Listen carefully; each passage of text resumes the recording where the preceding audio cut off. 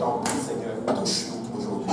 Touche-nous, nous ne voulons pas sortir d'ici tel que nous sommes rentrés, Seigneur. Nous voulons être complètement changés, Père éternel, Papa. Rencontre-nous maintenant pour le même de nos besoins, Seigneur. Dispose nos cœurs à recevoir ce que tu as pour nous ce soir, Seigneur. Que cette parole, Papa, trouve une place, germe et produise des fruits, que ces fruits conduisent à la vie éternelle, Papa. Moi, afin que je puisse l'annoncer sans crainte ni faveur, Père éternel. Moi, afin que je puisse l'annoncer sans crainte ni faveur, Seigneur. Aide-moi à disparaître, que toi seul paraisse, Papa. Que toute honneur te revienne, Seigneur Jésus-Christ, Papa, alléluia. Et nous te prions de prendre le contrôle des moments qui vont suivre, Seigneur. Alléluia. Et nous disons tous au nom de Jésus, et nous poussons des cris de joie vers le Seigneur.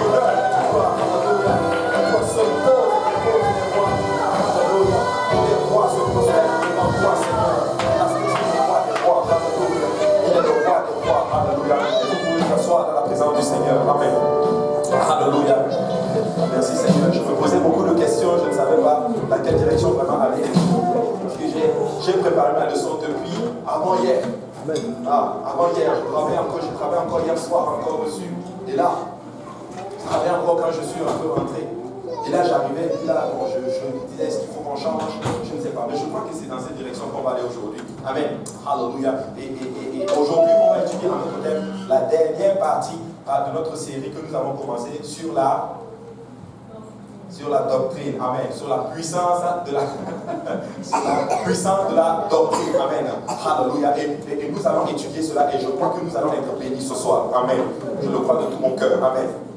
Maintenant, on va juste lire un passage, amen, alléluia, on va juste se lever encore, on va juste le dernier passage, ici à l'église on se lève beaucoup, amen, mais après cela on va s'asseoir. On va lire dans Éphésiens chapitre 2, on va lire à partir du verset 20, amen. Amen. Alléluia. Éphésiens 2, 20, la Bible dit ceci. Vous avez été édifiés sur le fondement des apôtres et des prophètes. Jésus-Christ lui-même étant la pierre angulaire.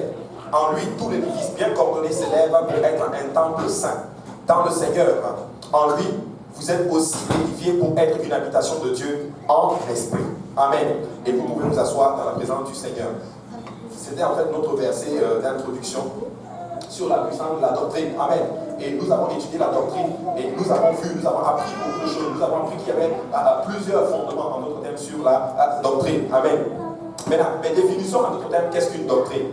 La doctrine, la définition qu'on avait trouvée, c'est que c'est l'ensemble des croyances, des opinions ou des principes d'une religion, d'une école littéraire, philosophique, d'un système politique, économique, etc.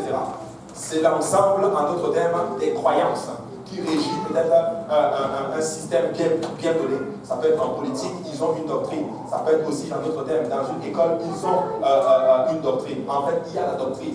Mais laissez-moi vous dire qu'il y a aussi ce qu'on appelle une doctrine biblique. Ce qu'on appelle la doctrine des apôtres, la doctrine apostolique. Amen. Donc c'est un enseignement, ou une théorie, ou une méthode. En d'autres termes, on va dire que c'est un enseignement. Amen. Et de nos jours, la doctrine, quand on dit que vous êtes doctrinal, c'est qu'on vous taxe. C'est comme si ça a une connotation négative. Est-ce qu'il y a des gens qui ont déjà été taxés ici, en d'autres termes, d'être des gens que vous avez été endoctrinés? Est-ce qu'il y a des gens qui ont déjà entendu ce mot? Oui. Beaucoup.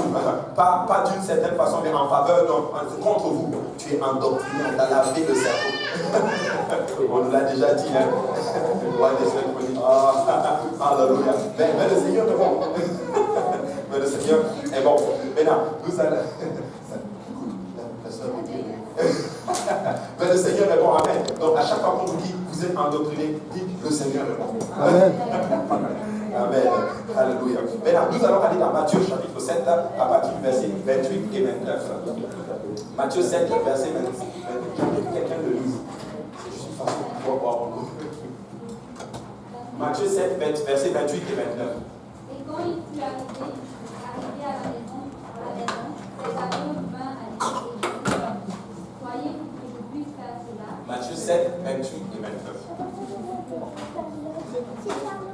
Après que Jésus eut achevé ses discours, la foule fut frappée de sa doctrine, car il enseignait comme ayant autorité et non pas comme un esprit. Amen. Donc la Bible enseigne ici justement que quand Jésus eut achevé ses discours, la foule fut frappée de sa doctrine. Donc vous voyez que notre Seigneur Jésus-Christ, les gens disaient qu'il avait une doctrine. Donc si Jésus avait une doctrine, et que nous aujourd'hui on nous catalogue d'endoctriner, que nous avons une doctrine, à dire gloire à Dieu, notre Seigneur était comme ça. Vous savez, tout disciple accompli devient comme son maître, la Bible déclare.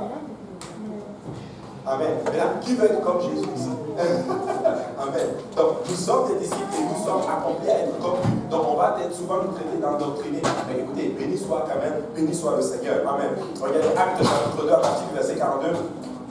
La Bible dit ceci: ils persévéraient dans l'enseignement des apôtres, dans la communion fraternelle, dans les fractions du pain et dans les prières. J'ai regardé en notre thème le mot qui est enfin, le mot grec qui est utilisé en notre thème pour enseignement. Ici, c'est exactement le même mot que quand on a dit les gens furent frappés par la doctrine de Jésus.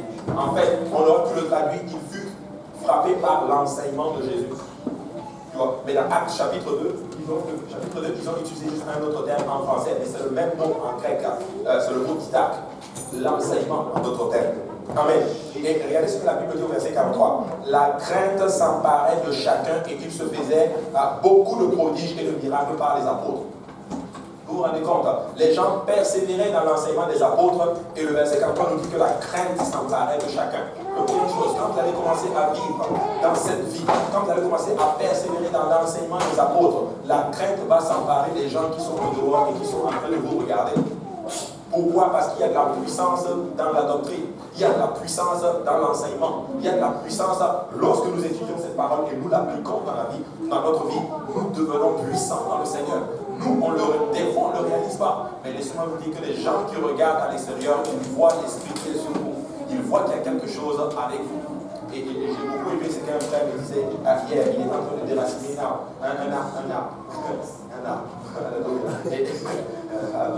Et il me dit ceci. Il dit, quand on déracine l'arbre, c'est là que j'ai vu. Ça veut dire quoi être enraciné en Christ? C'est fort, hein? Ils ont pioché. C'était un petit arbre comme ça, mais la racine était loin. Il fallait les piocher. Écoutez, nous devons être enracinés en Christ, de telle sorte qu'on ne peut même pas nous déraciner, même si on utilise des pioches. Amen. Mais c'est important, nous devons persévérer dans la doctrine des apôtres. Maintenant, regardez ce que Paul a dit à Timothée dans 1 Timothée chapitre 4, à partir du verset 12 et 16. Paul dit ceci. Paul dit que personne ne méprise ta jeunesse, mais sois un modèle pour les fidèles. Paul était en train de parler à Timothée, qui est son fils spirituel, en d'autres termes. Il dit que personne ne méprise ta jeunesse. Vous savez, aujourd'hui, il y a quelque chose de que je trouve un peu dommage, c'est que beaucoup de personnes sont méprisées à cause de leur jeunesse. Mais laissez-moi vous dire que Paul était en train de dire déjà à Timothée que personne ne méprise ta jeunesse. Et je suis là pour dire à certaines personnes qui sont jeunes aujourd'hui que personne ne méprise ta jeunesse, mais persévère dans cet enseignement-là et grandis là-dedans, parce que tu peux être jeune et être plus mature que certaines personnes qui sont âgées. Amen. Alléluia. Et Paul est en train de lui dire que personne ne méprise ta jeunesse, mais sois un modèle pour les fidèles. En fait, tout ce que je te demande, sois un modèle pour les fidèles. C'est tout ce que je te demande. N'essaye pas à d'autres termes de t'imposer. N'essaye pas à d'autres termes de vouloir te faire respecter ou quoi que ce soit. Parce que Timothée était en fait un jeune pasteur que Paul l'avait laissé. Tout ce que je te demande, sois juste un modèle. Mais comment on devient modèle? Lorsque nous persévérons dans l'enseignement des apôtres, lorsque nous prenons cette parole et nous l'appliquons en d'autres termes à nos vies. Laissez-moi vous dire que nous devenons à ce moment-là un modèle pour les fidèles. Écoutez, on ne doit pas chercher à s'affirmer ou à faire quoi que ce soit, mais nous devons chercher, en d'autres termes, à appliquer cette parole dans nos vies. En d'autres termes, soyons un modèle pour les fidèles. Amen. Écoutez, ce verset est très fort. Il est en train de dire pour les fidèles. Amen. Pour les fidèles. Il parle des gens qui sont dans la maison du Seigneur. Amen. Même dans la maison du Seigneur, nous devons nous efforcer à être un modèle. Amen. Alléluia. Pas seulement pour les gens du dehors. Mais là, il dit en parole, en conduite, en charité. Amen. En parole, en d'autres termes, nos actions, nos paroles doivent, en d'autres termes, témoigner le Seigneur. En d'autres termes, nous ne pouvons pas dire je suis un enfant de Dieu et avoir un langage bizarre. Un enfant de Dieu ne parle pas comme les gens du monde. Un enfant de Dieu a un langage soutenu, il a un langage propre, il a un langage biblique. Amen. Alléluia. Et en conduite, en d'autres termes, nous nous conduisons, nous nous efforçons de faire tout sans tomber dans le péché. C'est ce que littéralement ça veut dire. Amen. En charité, alléluia. Ici c'est l'amour. Écoutez, nous devons avoir beaucoup d'amour les uns pour les autres. Christ a dit ceci, aimez-vous les uns les autres, car c'est à cela qu'on reconnaîtra que vous êtes mes disciples. Amen. Vous savez, le monde, des fois, quand ils viennent dans la maison du Seigneur, ils ne connaissent pas la doctrine, ils ne connaissent pas les principes. Mais laissez-moi vous dire qu'ils observent quelque chose, c'est l'amour, c'est l'esprit d'amour qui règne au milieu de nous. Et ça, des fois, c'est capable, c'est par ça, des fois, qu'on touche certaines personnes. Nous avons gagné beaucoup de personnes comme cela à travers l'amour que nous nous manifestons les uns les autres. Mais Paul était en train de dire à Timothée, tu sais quoi, tu dois être un modèle en charité. Amen. C'est très très important. Tout ça fait partie, en d'autres termes, de la puissance de la doctrine. En pureté, une vie sans tâche, jusqu'à ce que je vienne. Applique-toi à la lecture. Applique-toi à la lecture. Nous devons lire la parole du Seigneur. Nous devons étudier cette parole-là. Écoutez, moi je crois qu'il faut l'étudier en d'autres termes comme l'école là.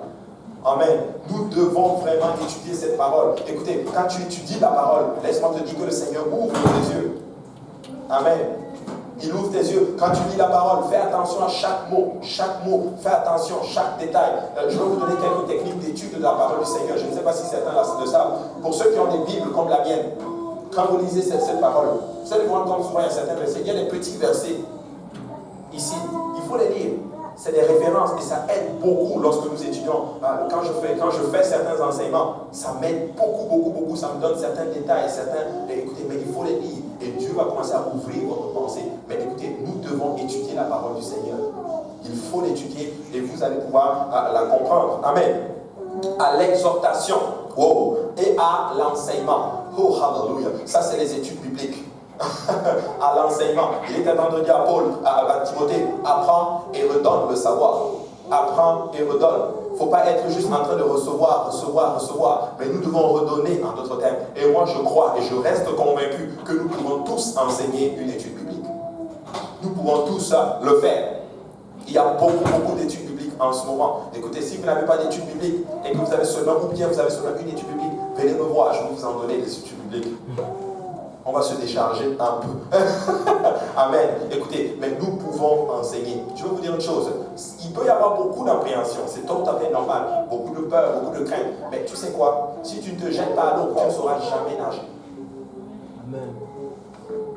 Je leur ai dit. Si tu ne te jettes pas à l'eau, tu ne sauras jamais nager. Amen. Est-ce qu'il y a des gens qui veulent savoir nager ici? Donc, il faut se jeter à l'eau. Amen. Donc, et le Seigneur va faire de grandes choses. Amen. Il dit, ne néglige pas le don qui est en toi et qui t'a été donné par prophétie avec imposition des mains de l'Assemblée des anciens. Occupe-toi de tes choses. Regardez ce qu'il dit. Donne-toi tout entier à elle. Ne te donne pas à moitié, mais donne-toi tout entier. Écoutez, quand nous faisons quelque chose pour le Seigneur, donnons-nous tout entier à cela. Et le Seigneur va faire de grandes choses. Mais des fois, on est moins performant parce qu'on veut donner un peu ici, un peu là, un peu ici, un peu là, un peu là. Mais écoutez, on devient moins performant. Écoutez, on ne peut pas poursuivre 2 lièvres à la fois. Ça, c'est une expression au Burkina Faso. On va le dire ici, on ne peut pas poursuivre deux lapins à la fois. Amen. Alléluia. Écoutez, c'est bon quand on se concentre sur quelque chose et le Seigneur, c'est juste un principe que le Seigneur donne-toi tout entier. Amen. Il dit, regardez ceci, afin que tes progrès soient évidents pour tous. En fait, tout le monde doit voir que tu as progressé. Amen. Il faut que quand le pasteur te voit, il te regarde, il dit, oh, je vois une maturation dans tel frère. Je vois une maturation dans telle sœur. Je suis très content aujourd'hui. Je vois que telle personne a grandi dans le Seigneur. Tes progrès doivent être évidents pour tous. N'est-ce pas ce que Paul était en train de dire? Regardez ce qu'il dit. Veille sur toi-même, premièrement. Alléluia. Je ne sais pas pourquoi je suis vraiment sur ce passage. Veille sur toi-même. Écoutez, moi je crois ceci, que la vie chrétienne, c'est un constant travail personnel, un constant travail sur soi-même. Il faut se contrôler, il faut travailler sur nous-mêmes. Et plus nous travaillons sur nous-mêmes, en même temps nous allons être capables de travailler sur les autres. Ah, Jésus a dit ceci, pourquoi tu essaies d'enlever la paille qui est dans l'œil de ton voisin alors qu'il y a une poutre chez toi? Alléluia. Une poutre. Amen. Donc écoutez mes frères et sœurs, nous devons travailler sur nous-mêmes. Nous devons prier et nous devons toujours demander au Seigneur, Papa, sonde-moi et connais-moi. Change-moi. Alléluia. Change-moi. Amen. Donc Paul est en train de dire, veille sur toi-même et sur ton enseignement. Il ne faut pas enseigner aux autres. Fais ça. Et toi, tu ne le fais pas. Moi, je n'aime pas cette affaire qui dit, fais ce que je dis, mais ne fais pas ce que je fais. Ça a l'air beau. Mais moi, je n'aime pas ça. Écoutez, je dois faire ce que je dis. Ce que j'enseigne, je dois veiller sur ce que j'enseigne. Imagine, toi, tu vas faire une étude biblique, tu exhortes les gens, mais toi, quand tu te lèves, tu ne fais pas ce que tu enseignes. Ce n'est pas bon. Amen. Persévère dans ces choses, car en agissant ainsi, il explique maintenant comment il va se sauver, et il va sauver les gens qui l'écoutent. C'est ainsi que tu te sauveras toi-même et tu sauveras ceux qui t'écoutent. Donc, étudiez beaucoup le passage de 1 Timothée 4, 12 et 16. Il y a beaucoup d'exhortations là-dedans et je crois que ça va beaucoup nous aider. Amen. Donc, Paul a beaucoup exhorté Timothée. Il l'a enseigné, il l'a amené à enseigner en d'autres termes les autres. Maintenant, après avoir enseigné sur ces fondements de la doctrine que nous avons commencé sur plusieurs semaines, nous avons enseigné en d'autres termes premier. Je ne sais pas, frère, si je peux avoir mon PowerPoint sur. Alléluia. Après avoir enseigné en d'autres termes sur les trois piliers en d'autres termes du fond de la doctrine apostolique, nous allons étudier en d'autres termes le quatrième aujourd'hui. Donc j'attends juste qu'on me le. Notre frère Gilles n'est pas là. Ok, le frère H, alléluia. Et après avoir étudié, nous avons étudié en d'autres termes trois fondements en d'autres termes. Qui peut me dire c'est quoi ces fondements? Le premier fondement de la doctrine apostolique. L'unicité de Dieu. L'unicité de Dieu. Il n'y a qu'un seul Dieu. Dis à ton voisin, notre Dieu est un. Il est le seul. Ah, merci beaucoup, frère. Donc, premier fondement, donc l'unicité de Dieu. Nous avons vu que notre Dieu était un. Il est le seul et unique vrai Dieu. Il n'y en a pas deux, il n'y a pas trois. Amen. Il n'y a pas genre le Père est ici, le Fils est ici, et le Saint-Esprit est là. Et les trois forment un. Non, ce n'est pas ce que la Bible enseigne. La Bible dit qu'il n'y a qu'un seul Dieu. Et ce Dieu est esprit. Il est aussi saint. Voilà pourquoi nous l'appelons le Saint-Esprit.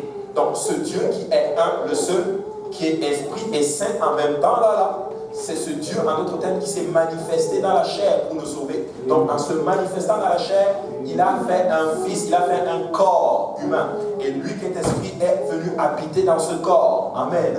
Donc, il y avait lui. Donc, ce n'est pas le Père et le Fils ne sont pas des entités en d'autres termes distinctes. Mais quand on dit le Fils de Dieu, on est tout simplement en train de parler du corps que Dieu a pris pour venir sur la terre. En fait, le corps que le Saint-Esprit a pris pour se manifester sur la terre. En fait, je vous dis simplement, Dieu est esprit et il est invisible. Donc pour être visible, il fallait qu'il prenne une image visible. Et cette image visible, c'était un corps comme vous et moi. Donc Christ était la manifestation de Dieu Tout-Puissant dans la chair, en fait. Amen. Donc c'est comme ça qu'il faut comprendre. Donc il y a un seul Dieu. Amen. Il est Père dans sa relation avec nous parce qu'il a tout créé. Nous l'appelons le Père. Moi je suis Père. Mais je suis aussi en même temps fils. Amen. Je suis en même temps époux. Je suis en même temps pasteur. Je joue plusieurs rôles à la fois. Mais notre Dieu, qui est unique, il est Père, Et physiquement, il est esprit, moralement, il est saint. Et dans la rédemption, il a été fils. Et dans la consolation, il est Saint-Esprit. Alléluia. Aussi simple que cela. Mais il y a un seul Dieu, l'unicité de Dieu. Et ça, c'est vraiment un fondement sur lequel les apôtres ont bâti. Partout où ils passaient, ils disaient aux gens, le seul et unique vrai Dieu. Le seul et unique vrai Dieu. Et je suis là pour dire à l'Église de l'Est, c'est notre fondement, mes frères et sœurs. Nous croyons en un seul et unique vrai Dieu. Et son nom, c'est Jésus. Alléluia. Son nom, c'est Jésus. Deuxième pilier de la doctrine, c'est le salut. Le salut, alléluia. Écoutez, ce Dieu qui est unique, qui est grand, qui est fort, qui est tout-puissant, a revêtu de la chair dans le seul but de nous sauver. Extraordinaire. Et c'est ce que les apôtres ont aussi enseigné. Partout où ils partaient, ils montraient à tout le monde que ce grand Dieu est venu nous sauver. Hey, n'avez-vous pas entendu? Il est venu nous sauver. N'avez-vous pas entendu ce que les prophètes ont prêché, ce que les prophètes ont annoncé depuis des siècles et des années? Enfin, ça s'est accompli. Nous avons vu l'Éternel des armées. Nous avons vu le Seigneur. Nous avons vu Jéhovah. Il est venu nous sauver. Alléluia. Et je suis convaincu que quand il est descendu dans les profondeurs, alléluia, pour aller sortir les captifs, je suis convaincu que les Abraham, alléluia, les Sophonies, ils étaient là comme ça. Mais quand est-ce qu'il va arriver? Mais quand est-ce qu'il va arriver? Mais quand est-ce qu'il va arriver? Ensuite, comme le pasteur l'a fait, la porte s'est ouverte. Il y a un monsieur qui entre. Oh, est-ce que c'est toi? Non, ce n'est pas moi. Moi, je m'appelle Lazare. Alléluia. Non, ce n'est juste pas moi. Mais tu sais quoi? Je l'ai laissé en haut là-bas. Mais il faut que vous le voyez. Il est juste trop glorieux. Les morts ressuscitent. C'est ce que les prophètes avaient dit. Les sourds entendent. Alléluia. Plutôt les sourds entendent. Les aveugles commencent à voir. Les boiteux, ils marchent. Écoutez, il est fort, il est glorieux. Patientez encore, même si je suis mort, mais patientons. Il arrive, et tout d'un coup, il entend Lazare. Il dit que bon, les gars, comme vous voyez, bon, on se voit après. Et il est parti, alléluia. Il est sorti du séjour des morts, alléluia. Et ils sont là encore. Mais quand est-ce qu'il va arriver? Le père de la foi, Abraham, probablement lui, sa barbe était peut-être longue comme ça, là, le temps d'attendre. Mais quand est-ce qu'il va arriver? Après la bam, les portes du séjour des morts s'ouvrent. Et vous voyez un jeune monsieur, probablement, qui n'avait ni beauté ni éclat pour attirer le regard, alléluia. Il était peut-être mince. Il était peut-être, mais toi, qu'est-ce que tu as fait? Et puis on t'a abattu comme ça. Non, c'est moi. Je suis venu vous libérer. Alléluia. Je suis convaincu que les gars ont commencé. Les gars, levez-vous. Hey, Moïse, lève-toi.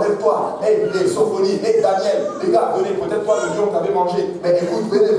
On part d'ici. C'est fini. Nous partons. Alléluia. Et il est remonté avec eux. Écoutez, je suis là pour dire à quelqu'un, un jour, alléluia, la trompette va sonner. Alléluia. Nous allons entendre assez. Alléluia. Et quand le bishop vous voit, peut-être que tu as fait un pas pour aller à l'église de l'Est, mais ton deuxième pas, alléluia, ça va être dans les airs, alléluia. Et ton troisième pas, ça va être dans les rues pavées d'or, alléluia. Est-ce que vous dites, alléluia, chante ici ce jour, écoutez, le salut, alléluia. Deuxième pilier, deuxième fondement, et je suis là pour dire à quelqu'un, il nous a sauvés. Si vous êtes là aujourd'hui, que vous n'avez jamais entendu parler du message du salut, laissez-moi vous dire que vous pouvez entendre ce message aujourd'hui, vous pouvez vous repentir de vos péchés, vous pouvez être baptisé au nom de Jésus-Christ pour le pardon de vos péchés, et vous pouvez recevoir le don du Saint-Esprit, la puissance du Saint-Esprit. En fait, le Saint-Esprit là, c'est en fait la puissance de la résurrection que Dieu te donne. C'est le moyen que Dieu te donne pour ressusciter au dernier jour. Voilà pourquoi la Bible dit que c'est ce qu'on appelle un sceau. C'est un gage. C'est une avance en fait. Donc tu sais, quand tu as le Saint-Esprit en toi, si tu vas voir les nutritionnistes qui veulent rester éternels, dis-leur, je n'ai pas vraiment besoin de ça. J'ai la puissance de la résurrection en moi. J'ai la puissance de l'éternité en moi. J'ai le secret de l'éternité parce qu'il m'a donné quelque chose que quand la trompette va sonner, même si je suis mort, je vais ressusciter. Alléluia, extraordinaire. Le salut, que quelqu'un dise le salut. Le salut. Et nous voulons tous le salut. Est-ce qu'il y a des gens qui veulent le salut ici? Écoutez, moi je veux le salut, alléluia. Je veux arriver dans cette place où tout est plus de maladie, plus de frustration. Je veux arriver dans cette place-là. Et le Seigneur nous l'a promis. Amen. Maintenant, nous avons étudié le troisième pilier en notre thème de la doctrine. Et ça, c'était la sanctification. La sanctification. Là où les Gaulois et les Romains s'empoignaient. La sanctification. Écoutez, vous voulez, nous devons nous sanctifier. La Bible dit ceci que sans la sanctification, nul ne verra le Seigneur. La sanctification, c'est que nous sommes sauvés, mais nous ne sommes pas sauvés pour faire n'importe quoi. Nous sommes sauvés pour être différents du monde, si je peux le dire ainsi. Nous sommes sauvés et nous sommes sauvés pour être zélés pour les bonnes œuvres. Bishop Dubois disait ceci, que le salut c'est le mot le plus élastique en d'autres termes de toute la Bible. Tu sais, certains enseignent que tu es sauvé une fois et sauvé pour toujours. Non, ce n'est pas comme ça. Tu peux perdre ton salut si après avoir obéi à l'évangile, tu continues à persévérer dans les mauvaises choses. Mais si tu es sauvé après avoir obéi à l'évangile, après être repenti, baptisé au nom de Jésus, rempli du Saint-Esprit, et que tu persévères dans les bonnes choses, comme on nous l'a dit en d'autres termes, en ouverture du service, celui qui persévérera jusqu'à la fin, et bien c'est celui-là qui va être sauvé. Amen. Donc la sanctification est un principe, est un fondement des apôtres. Nous enseignons la sanctification. Nous devons nous séparer du monde. Ça veut dire que nous ne faisons pas ce que le monde fait. Ils mentent, nous ne mentons pas. Ils volent, nous ne volons pas. Ils trichent, nous ne trichons pas. Ils s'habillent de telle manière, nous ne faisons pas ceci. Nous vivons comme la parole du Seigneur déclare que nous vivons. Parce que nous sommes les enfants du roi. Amen. Et le quatrième fondement et le dernier fondement des apôtres que nous allons étudier aujourd'hui, alléluia, c'est l'évangélisation. Le frère Achille est comme ça, il lève les mains. Alléluia. Est-ce qu'on peut battre les mains pour le Seigneur, pour l'évangélisation? Alléluia. Nous allons étudier l'évangélisation aujourd'hui. On va voir que ça va être en 2 leçons, parce que c'est quand même un peu long. C'est quand même ça va être en 2 leçons, mais nous allons enterrer les 2 leçons. L'évangélisation, ça veut dire ceci. Ces 3 fondements que nous avons enseignés doivent être annoncés, en d'autres termes, à tout le monde, en d'autres termes. Nous avons appris qu'il n'y avait qu'un seul Dieu. Nous avons appris qu'il était venu nous sauver. Nous avons appris, en d'autres termes, la sanctification. Mais laissez-moi vous dire quelque chose. Laissez-moi vous dire que ces 3 choses, nous devons prendre cela, sortir dehors et dire à tout le monde, comme vous savez, notre Dieu est un, il est venu nous sauver et nous devons nous sanctifier. C'est ça l'évangélisation. Nous devons enseigner, nous devons dire à tout le monde que Jésus-Christ est Seigneur. Amen. Maintenant, en fait, c'est un des fondements de la doctrine et du commandement de notre Seigneur Jésus et que ces premiers fondements doivent être annoncés au monde entier. Donc l'évangélisation, c'est le fondement, je dirais, si je peux le dire, je ne sais pas si c'est le plus important, mais en tout cas c'est la prunelle des yeux, c'est le battement de cœur de notre Seigneur Jésus. Et quand vous étudiez les Écritures, vous allez vous rendre compte qu'il y avait une église dans la Bible qui avait toutes les autres pierres. Ils avaient l'unicité, ils avaient en d'autres termes le salut, et ils avaient en d'autres termes la sanctification. Ils étaient fondés, ils étaient solides, ils étaient bien connus pour leur pureté dans la doctrine, leur profondeur, en d'autres termes, avec leur expérience dans le Seigneur, parmi les autres églises de leur époque. En fait, ils étaient même l'église originale du livre des Actes. Et vous le connaissez, c'est l'église de Jérusalem. Mais cependant, ce n'était pas assez pour l'église de Jérusalem. Et vous allez apprendre, je suis souvent un peu triste quand je regarde l'église de Jérusalem. J'ai l'impression qu'ils ont perdu quelque chose. L'église de Jérusalem devait être le quartier général, en d'autres termes, de l'évangélisation mondiale, si je peux le dire ainsi. Mais l'église de Jérusalem a négligé, en d'autres termes, un fondement important de la doctrine. Et ils ont négligé quoi? L'évangélisation. Et le Seigneur va placer, en d'autres termes, sa bénédiction et sa faveur auprès d'un groupe de personnes différentes. Vous savez, Dieu avait décidé que de Jérusalem allait partir ce qu'on appelle le souffle nouveau. De Jérusalem allait partir, en d'autres termes, la bonne nouvelle. Tout le monde entier allait entendre. Beaucoup de prophéties ont été données par Jérusalem. Mais quand ils sont arrivés, ils ont négligé, en d'autres termes, ce fondement. Écoutez, je vais vous dire quelque chose. Oui, c'est bon d'avoir l'unicité. Oui, c'est bon d'avoir le salut. Oui, c'est bon d'avoir la sanctification. Mais nous devons avoir le 4e pilier. Tu sais, c'est comme une chaise là. Laissez-moi vous représenter quelque chose ici. Vous voyez ça, n'est-ce pas? Il y a 4 pieds. Ici. Si j'ai seulement 3 pieds et qu'il y a un pied qui manque, qu'est-ce qui va arriver? Est-ce qu'on peut s'asseoir sur cette chaise? Non, nous ne pouvons pas nous asseoir là-dessus. Mais laissez-moi vous dire qu'il y a certaines églises qui n'ont même pas de pieds. Certaines églises ont juste un pied. Certaines églises ont peut-être 2 pieds. Certaines églises ont peut-être 3 pieds. Ça ne va toujours pas. Mais écoutez, qu'il ne soit pas dit de nous, nous voulons les 4 pieds. Nous voulons pouvoir nous asseoir, en d'autres termes, sur cette chaise et être confortable. Mais l'église de Jérusalem avait négligé, en d'autres termes, ce point fondamental de la doctrine qu'est l'évangélisation. Et on va voir pourquoi ils l'ont fait. Amen. On va voir pourquoi ils l'ont fait. En d'autres termes, l'église, plutôt comme je disais, la même chose de comment nous arriver. En fait, il n'y a rien de plus important que Amen à cela. Il n'y a rien de plus important qu'une âme. La Bible dit qu'une âme vaut mieux que le monde entier. Matthieu chapitre 16, verset 26, la Bible dit ceci. Et que servirait-il à un homme de gagner tout le monde s'il perdait son âme? Ou que donnerait un homme en échange de son âme? Écoutez, il y a une chose, la chose la plus importante que nous avons, c'est notre âme. Et la chose la plus importante aux yeux de Dieu, c'est une âme. Dieu n'est pas intéressé aux belles bâtisses, quoique c'est toujours une bénédiction d'avoir une belle bâtisse, mais ce que Dieu recherche, c'est les âmes. Dieu n'est pas intéressé au programme, aux différentes, à nos capacités, ou à toutes ces choses, ou à comment, en d'autres termes, nous sommes contents, pas contents. Tout ce que Dieu veut, c'est une âme. Dieu s'intéresse aux âmes. Il le dit même dans ses Écritures, il te dit dans la parole. Que donnerait un homme en échange de son âme? Tu sais, il y a beaucoup de personnes pauvres, quand ils meurent et qu'ils vont au ciel, par exemple, je donne un exemple, ils sont tellement contents, ils se disent, je suis béni le Seigneur que je n'ai pas vécu dans la richesse. Mais certaines personnes, peut-être qu'ils sont riches avec tous des millions, mais quand ils arrivent à la porte de l'éternité et qu'ils meurent, ils sont prêts à échanger toute leur fortune pour avoir de la vie éternelle.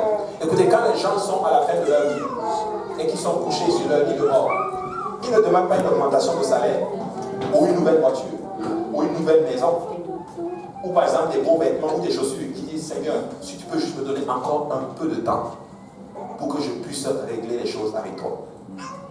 Amen. Donc une âme est très importante aux yeux du Seigneur. C'est pourquoi le rôle le plus important de chaque chrétien, c'est l'évangélisation. Je le répète, le rôle de chaque chrétien, c'est l'évangélisation. Nous sommes tous des évangélistes. Je suis souvent triste de voir, nous avons comme perverti même le mot évangéliste. L'évangéliste, c'est comme quelqu'un qui voyage, qui va dans une église, qui prêche, et 5000 personnes sont là. Non, ce n'est pas ça. L'évangéliste, c'est celui qui gagne les âmes. L'évangéliste, c'est quelqu'un qui témoigne à une âme et qui dit à une âme, Jésus t'aime. Et Jésus veut te sauver. Et je connais un endroit où tu peux entendre le message du salut et obéir à l'évangile et grandir et persévérer pour atteindre la vie éternelle. C'est ça un évangéliste. Un évangéliste, ce n'est pas quelqu'un qui met un beau costume, cravate, alléluia, qui arrive sur un pupitre, on vient lui donner un peu d'eau, il boit, il est content, alléluia, il prêche, les gens sont contents, tout le monde est réceptif, alléluia, paye chèque, on paye son billet d'avion, il rentre chez lui. Non! L'évangéliste, c'est ce que vous faites, c'est que vous confrontez les gens, vous leur parlez de Jésus-Christ. Vous êtes des évangélistes si vous le faites. Alléluia. C'est le rôle de tout chrétien, partageant la bonne nouvelle de l'évangile avec tous ceux qui nous entourent. Écoutez, gagner les âmes est le but principe de chaque croyant et c'est le principal. C'est la raison pour laquelle que l'Église existe. Je vais aller même plus loin. L'Église n'est même pas là pour du social. Ce n'est pas le but fondamental de l'Église. Quoique ça découle, en d'autres termes, c'est un des résultats de notre salut. Mais le but fondamental de l'Église, le corps du Christ, c'est annoncer l'Évangile pour que les gens puissent être sauvés. Et aujourd'hui, malheureusement, beaucoup d'églises sont même tombées dans l'erreur en faisant beaucoup plus de social que de prêcher, en d'autres termes, la bonne nouvelle. Je ne suis pas en train de dire qu'il ne faut pas faire le social, non. Mais ce que je suis en train de dire, que le but fondamental, le pourquoi le Seigneur a laissé l'Église, c'est que nous devons sauver les âmes. Il a dit ceci, allez faites toutes les nations des disciples. Toutes les nations, pas quelques nations, toutes les nations des disciples, les baptisant au nom du Père, du Fils et du Saint-Esprit. Et enseignez-leur, nous savons que c'est au nom de Jésus-Christ, et enseignez-leur. Amen. C'est ça le but de l'Église. Écoutez, nous sommes là dans un temps comme celui-ci, dans une période comme celui-ci, à Montréal-Est, pour gagner des âmes. Écoutez, nous sommes là pour gagner des âmes. Nous ne sommes pas là pour quoi? On n'est même pas là pour acheter des bâtisses. Amen. Nous sommes là pour gagner une âme. Alors dis à ton voisin, je sais que nous allons gagner une âme ensemble. Alléluia. Nous allons gagner une âme. Alléluia. Écoutez, c'est la raison pour laquelle l'Église existe. Si nous ne sommes pas impliqués personnellement dans le fait de gagner des âmes, nous ne faisons pas la volonté de Dieu. Et je peux vous assurer qu'à ce moment-là, Dieu n'est pas content. Amen. Je vais le redire. si on n'est pas personnellement impliqué dans l'évangélisation, nous allons voir c'est quoi l'évangélisation. Nous, si nous ne sommes pas personnellement impliqués là-dedans, laissez-moi vous dire que nous ne faisons pas la volonté de Dieu. Parce que la volonté de Dieu, c'est que nul ne périsse, mais que tous parviennent à la repentance. Et à ce moment-là, Dieu n'est pas content. Mais là, qu'est-ce qui veut que Dieu soit content? Donc alors, nous allons évangéliser. Alléluia. Regardez, Proverbe 11, verset 30.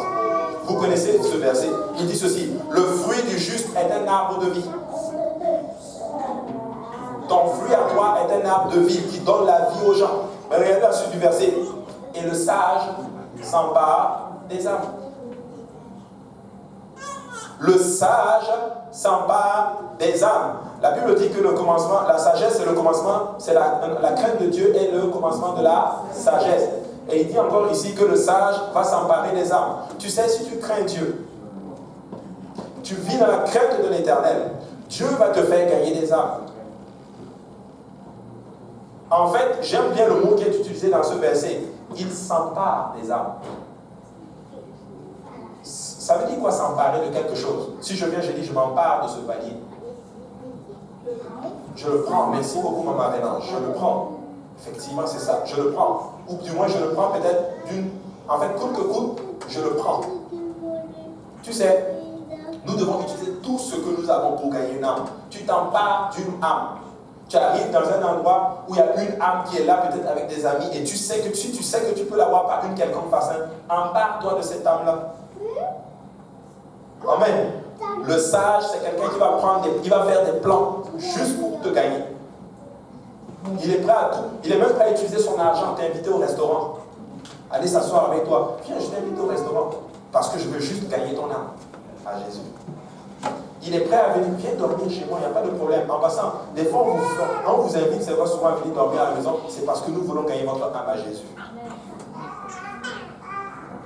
Le sage, il s'empare des âmes. Il fait tout pour gagner une âme. Écoutez, même si je viens, souvent, tu vas aller même faire le ménage dans la maison de la personne. Nous voulons gagner l'âme. Amen. Des fois, tu vas discuter avec la personne. Tu sais que la personne a même tort. Il faut être sage. Hein? Je ne parle pas de tort dans certaines choses. Mais des fois, n'essaie même pas de gagner l'argument. Parce que je veux gagner l'âme de la personne. Le sage, il s'empare des âmes. Regardez Daniel chapitre 12, verset 3.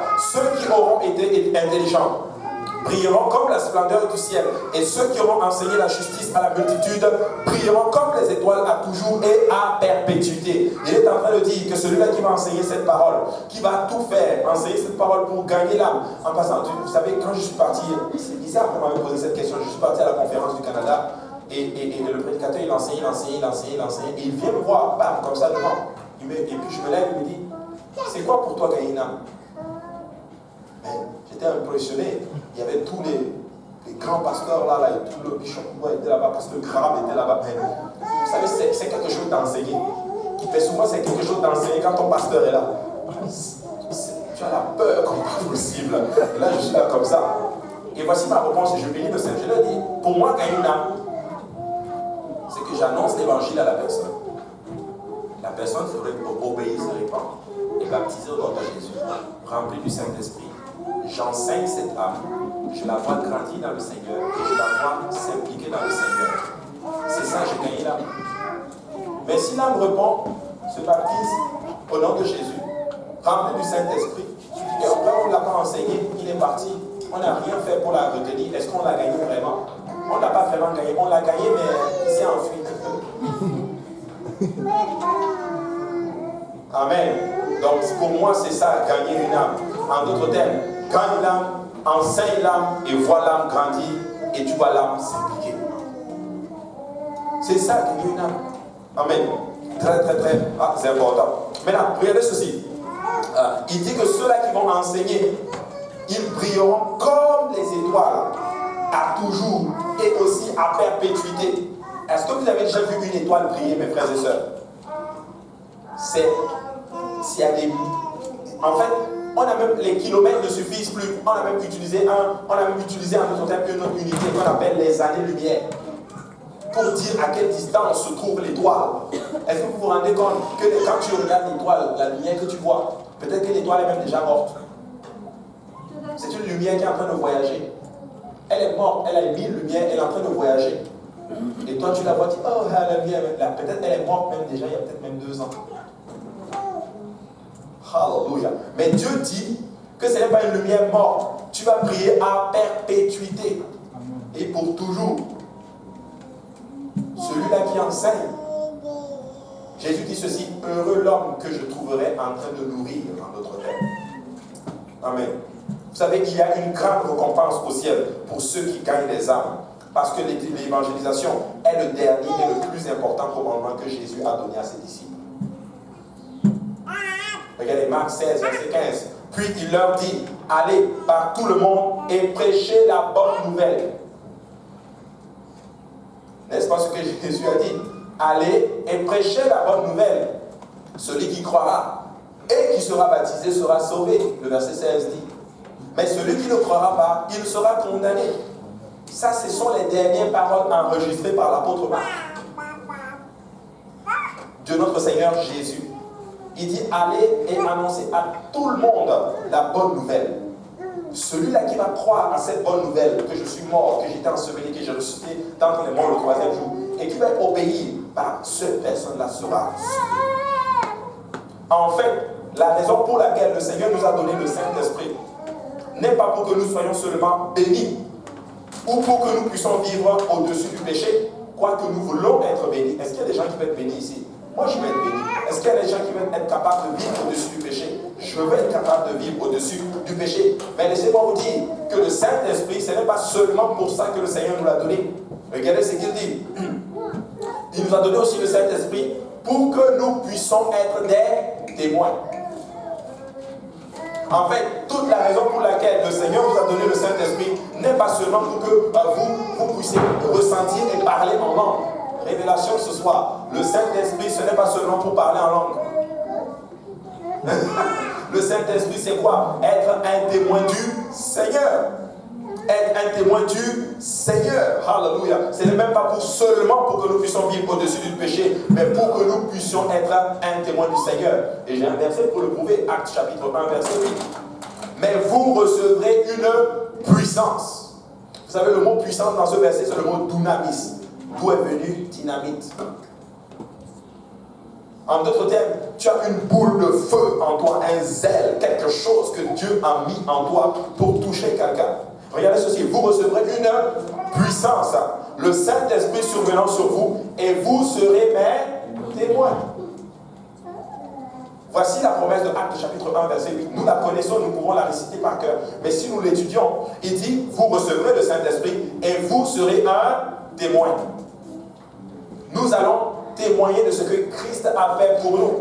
Écoutez, peut-être qu'on n'est pas là pour convertir les gens, mais nous sommes là pour témoigner de l'amour de Jésus-Christ. Nous sommes là pour témoigner de ce que Christ a fait pour nous. Christ nous a sauvés. Et nous devons dire aussi à ces gens que s'il nous a sauvés, il peut aussi vous sauver. Dans toute la Judée, dans la Samarie et jusqu'aux extrémités de la terre. En d'autres termes, vous n'allez pas être en d'autres termes seulement des témoins ici en Judée, mais vous allez être témoins où ça? Aussi en Samarie, qui était un endroit non juif, c'était des juifs, moitié juifs et des moitiés païens. Mais vous allez être aussi, en d'autres termes, des témoins en Samarie, mais vous allez aussi être des témoins jusqu'aux extrémités de la terre. Ça veut dire partout. Alléluia. Ça veut dire partout. Au fin fond de Ouagadougou, au fin fond de Bamako, au fin fond du Québec, au fin fond de Douala, au fin fond de Lomé, au fin fond de Rome, au fin fond de Port-au-Prince, au fin fond de Banjul, au fin fond de Cotonou. Écoutez, laissez-moi vous dire, nous allons être des témoins.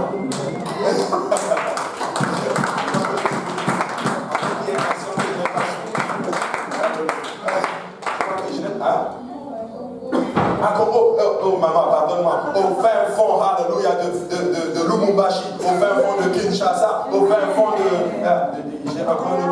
de Montréal, au fin fond de partout. Pardon, et de Pointe-aux-Trembles, alléluia, au fin fond de l'est de Montréal, au fin fond de partout, alléluia, mais au fin fond du Congo, là, alléluia, nous allons être des témoins. Amen. Écoutez, regardez, le prochain verset nous montre que l'église de Jérusalem avait négligé ce fondement important de la doctrine. Actes chapitre 6, verset 7 dit ceci: la parole de Dieu se répandait de plus en plus et le nombre des disciples augmentait beaucoup à Jérusalem et une grande foule de sacrificateurs obéissaient à la foi. Écoutez, quand nous voyons ce verset, nous sommes très contents. Oh, alléluia! Mais pasteur Abou, tu es en train de dire que l'église de Jérusalem a négligé, en d'autres termes, à l'évangélisation. Mais regarde, la Bible dit dans Actes chapitre 6 qu'une grande foule de personnes venaient au Seigneur. Écoutez, permettez-moi de vous dire, mes frères et sœurs, permettez-moi de vous dire ceci. Actes chapitre 8, Actes chapitre 1, 8 et Actes 6, 7. Entre ces deux, il y a 10 ans. Vous savez, quand on lit les actes, on est content. Oh, alléluia! Beaucoup de choses se passent dans le livre des actes. Entre l'émission de la promesse, vous recevez une puissance, et le verset, une grande foule de personnes obéissaient, il y avait 10 ans. En fait, ils ont attendu 10 ans pour avoir ça. En fait, ils ont attendu 10 ans pour sortir et commencer à dire aux gens: oh, vous savez quoi? Jésus est bon. Jésus est bon. Jésus est bon. 10 ans. Vous vous rendez compte, tu attends 10 ans avant d'annoncer à ton voisin que Jésus l'aime. Tu attends 10 ans pour dire à la personne qui est peut-être juste à côté de toi: Jésus t'aime. Amen. Donc c'est très très très important. Donc, Actes chapitre 1 et Actes chapitre 6, 7, il y a une période de 10 ans. L'église de Jérusalem était bénie par des visites divines, des miracles, des guérisons et même par le zèle. Et ils avaient toutes sortes de prodiges et de miracles. Mais le problème, c'est qu'ils ont grandi, ils ont même grandi en dépit de la persécution, de l'opposition et même des conflits internes. L'église de Jérusalem a quand même grandi. Mais laissez-moi vous dire que l'église de Jérusalem a commencé en d'autres termes à s'auto-satisfaire. Oh, on a une grande église. Oh, 100 personnes, c'est déjà pas mal. Hallelujah. Nous sommes contents. Mais laissez-moi vous dire, il y a encore toujours une âme qu'on peut gagner pour le Seigneur. Écoutez, la clé dans le Seigneur, comme le prédicateur l'a dit jeudi, écoutez, c'est d'être à une place où nous ne sommes pas satisfaits avec le Seigneur. Écoutez, il y a toujours quelqu'un qui a besoin d'entendre la parole du Seigneur. Il y a toujours quelqu'un à qui tu peux dire: Jésus t'aime. Jésus t'aime. Vous vous rendez compte si la trompette sonne et que toi tu montes et que tu vois une personne que tu vois tous les jours rester. La personne te voit monter. En fait, tu savais ça et tu ne m'as rien dit. Waouh!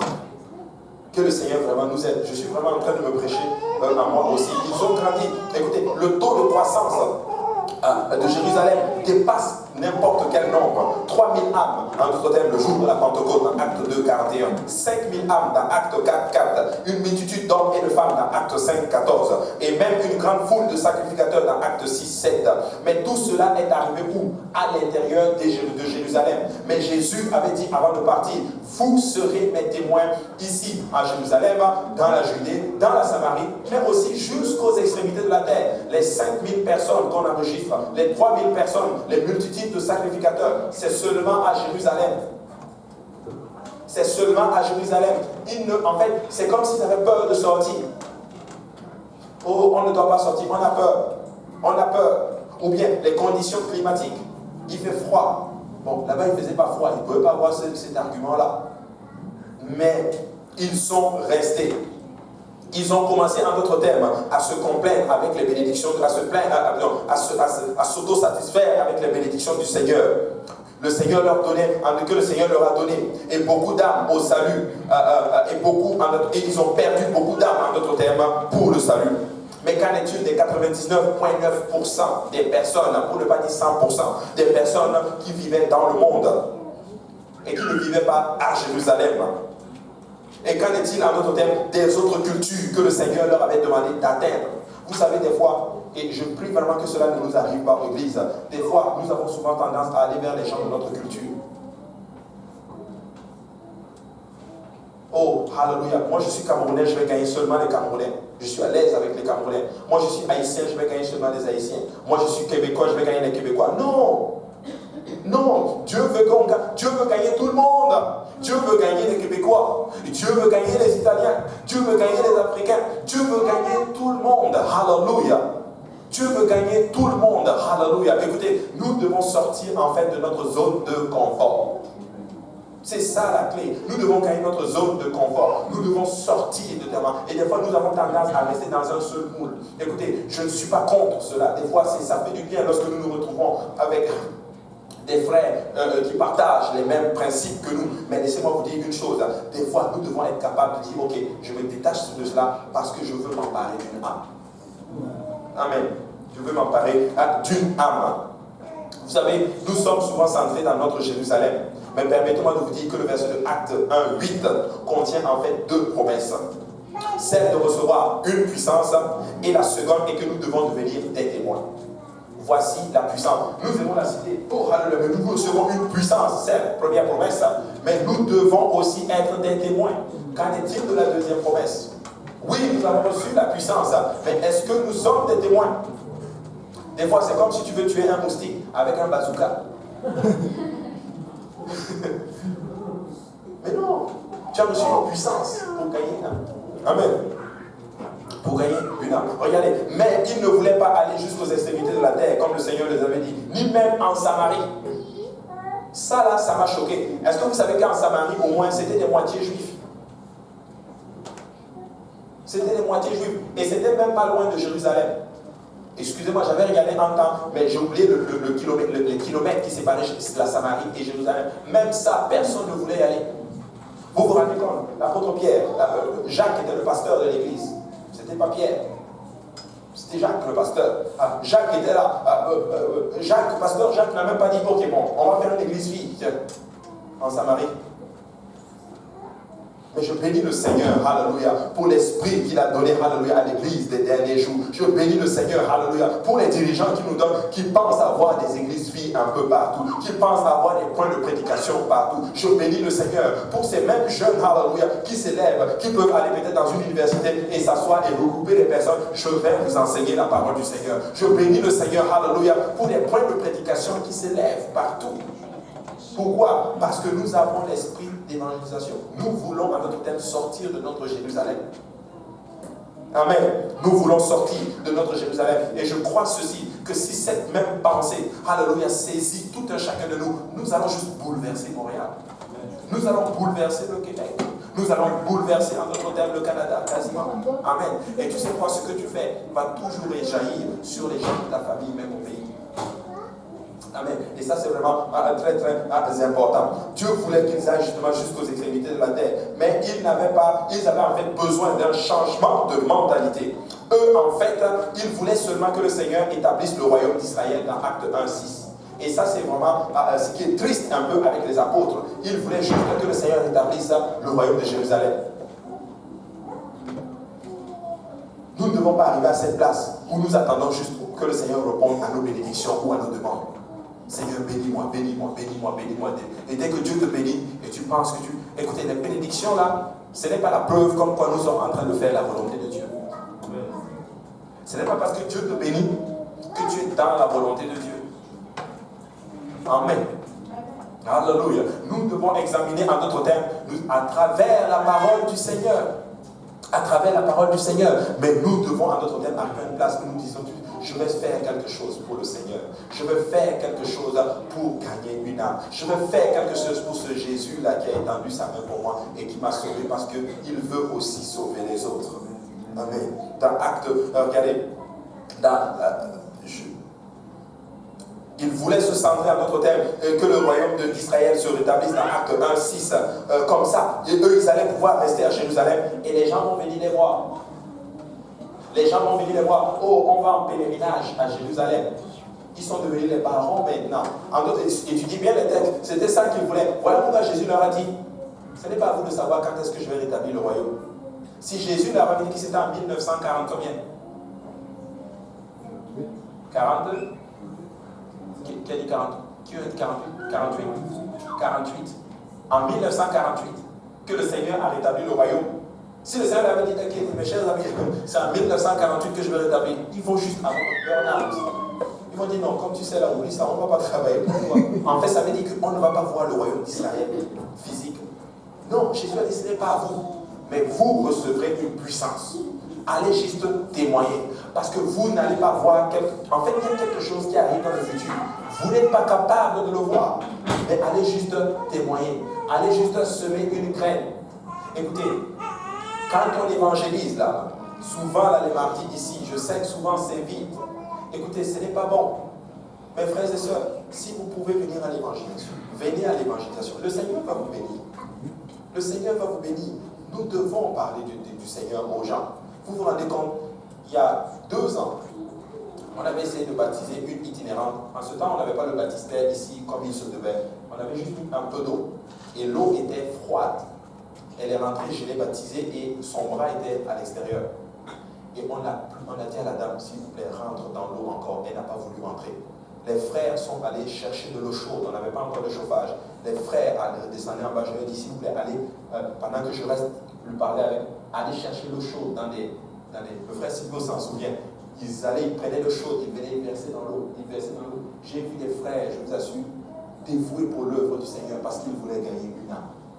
Vous savez quoi? Malgré l'eau chaude qu'on a apportée, elle a dit, je ne rentre plus dans l'eau parce que je ne me sens pas bien. Et je me sentais mal. Je dis, mais pourquoi je n'ai pas vérifié cela? C'est depuis ce jour, quand je baptise quelqu'un, je m'assure que tout le corps est dans l'eau. Et là, je m'en voulais tellement. Je suis allé me voir le pasteur. Je dis, pasteur, je m'en veux, j'ai mal fait. J'ai baptisé quelqu'un, mais je n'ai pas regardé. Le pasteur m'a dit, mais c'est certaines choses, tu ne peux pas les contrôler. J'ai tout fait pour que la dame rentre dans l'eau, pour que je la rebaptise. Elle n'a pas voulu. 2 ans. Ce matin, la même dame était à l'église et je l'ai rebaptisée au nom de Jésus-Christ tout le temps. Dieu s'intéresse aux âmes. Je n'avais même pas reconnu. Pendant que j'étais dans l'eau, le frère Sylvain vient me voir et me dit, est-ce que tu te rappelles de Sonia? Tu l'avais baptisée, elle ne voulait pas rentrer. C'est elle. J'ai dit, merci Seigneur Jésus. Merci Seigneur Jésus, parce que tu viens encore de me montrer là que tu aimes les âmes. Et moi, je vais encore aimer plus les âmes. Alléluia. Parce que le Seigneur a boosté ma foi. Alléluia.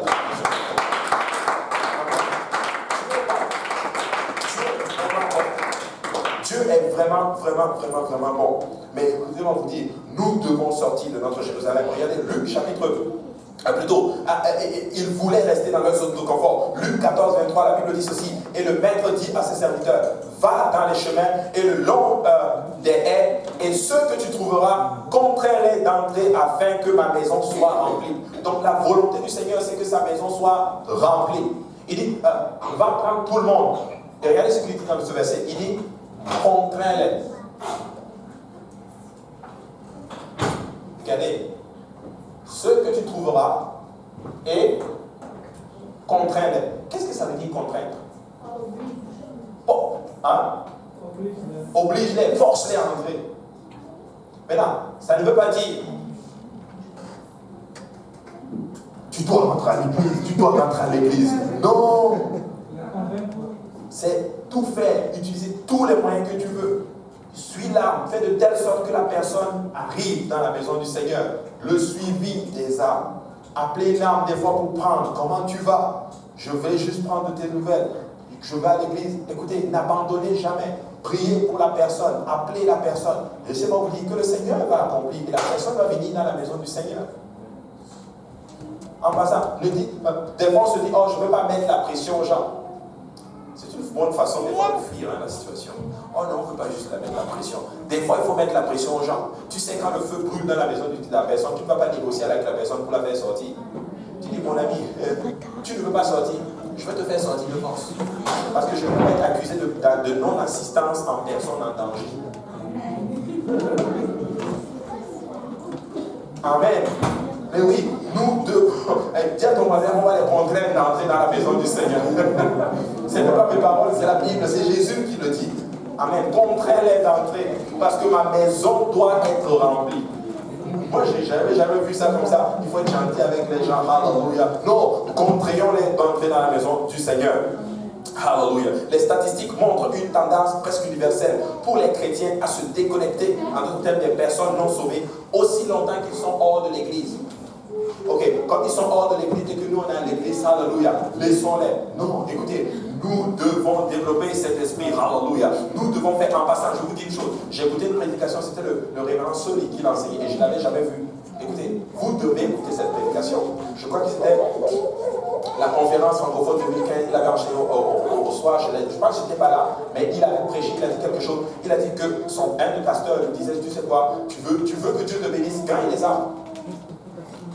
Il est même allé plus loin. Il dit ceci, tu as un problème d'argent pour payer une facture.